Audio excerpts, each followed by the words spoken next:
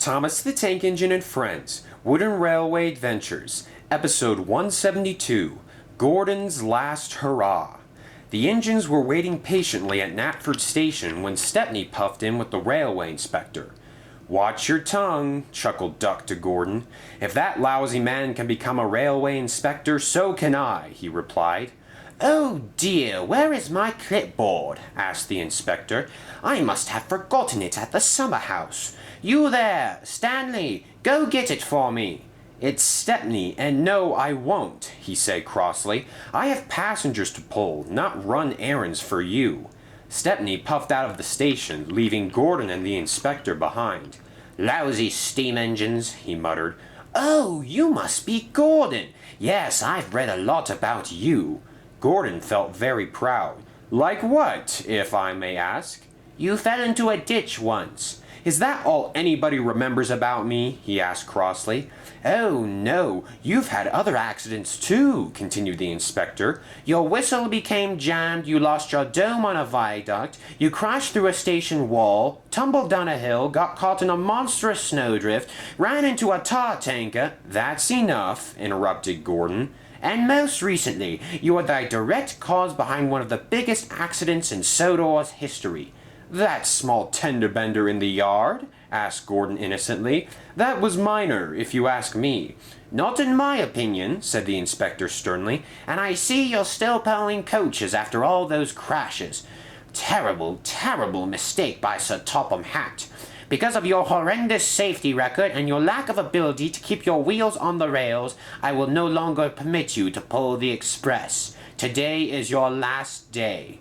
Gordon was utterly shocked. The express was his pride and joy, and he couldn't imagine having to give it up forever. "How dare you?" said Gordon crossly, but the inspector wasn't listening. "I'm going to check on the yard here, and then I'm off to the docks. Goodbye," and he walked away. Gordon became very sad of the thought of never pulling the express again. Sir Topham Hatt stepped out of his office. "He can't be serious, sir?" asked Gordon. "I heard everything, and I'm very sorry, Gordon. Unfortunately, I have no authority over the railway inspector while he's here because he'll write a bad review if I don't do what he says. I'm sure he'll change his mind, but until then it looks like this will be your last hurrah." Gordon took a deep breath. "Yes, sir. I understand, sir." Sir Topham Hatt walked away as Gordon's passengers arrived at the station. "What's the matter, Gordon?" they asked. "You look very sad." "Oh, nothing," murmured Gordon. "I'd look sad because I thought you all weren't going to show up today." "Oh, silly Gordon," laughed the passengers. "We wouldn't miss your train for the world." The passengers climbed aboard and Gordon sighed. "If it's my last day of pulling the express, I'm going to do the best I can." And with that, Gordon steamed out of the station with his coaches in tow. Everywhere Gordon went, he was on time and the passengers were pleased. News had spread about the inspector's decision, and the other engines felt sorry for him. "I couldn't believe it when I heard the news," said Molly sadly. "I hope you have a good last day." Gordon smiled and pulled out of the station. At the end of the day, he finally arrived at the docks with the last of his passengers.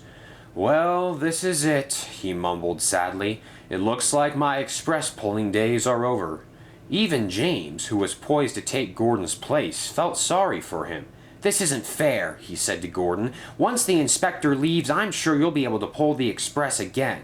"I'm not sure about that," said Edward. "The railway inspector has been strict so far, and it could mean disaster for the railway if Gordon gets caught doing it again." "Shh!" whispered Henry. "Here he comes." The railway inspector walked up and stopped on the track. "Ah, he's gone. Good. About time, too." "What is he talking about?" whispered Gordon. "I'm not sure," said James. "He obviously seems satisfied with something." Just then, Thomas rushed in with Sir Topham Hatt on board. Out stepped the controller of the railway, red in the face. "Mr. Inspector," he shouted, "what have you done?" "Ah, Sir Hatt," smiled the inspector. "Can I help you?" "No, I don't need any more help," said Sir Topham Hatt crossly. "Where has Victor gone? Thomas told me his boat was missing from the docks." "Oh, I sent him away," said the inspector calmly. "You what?" cried Thomas. "Why would you do that?" asked Edward. Well, he was just sitting here on that boat of his, and he wasn't doing anything particularly productive.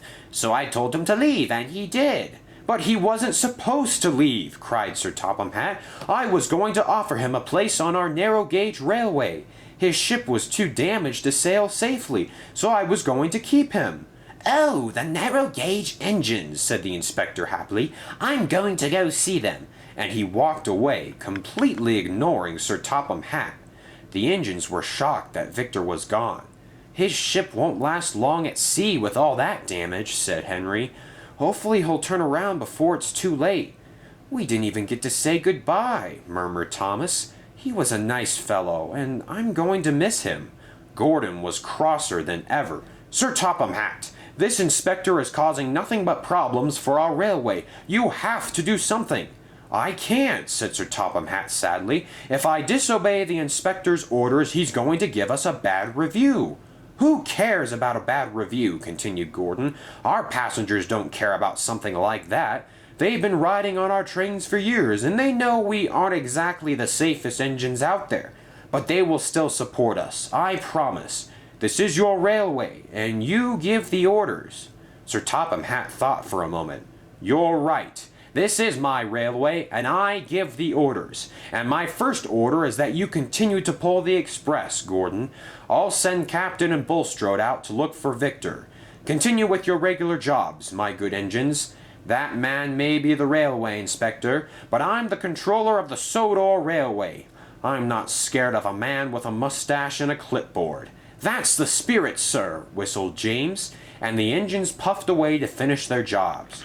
The railway inspector may have held the power to write a poor review, but the engines held the power of running one of the greatest railways in the world, and they were going to use it to their advantage.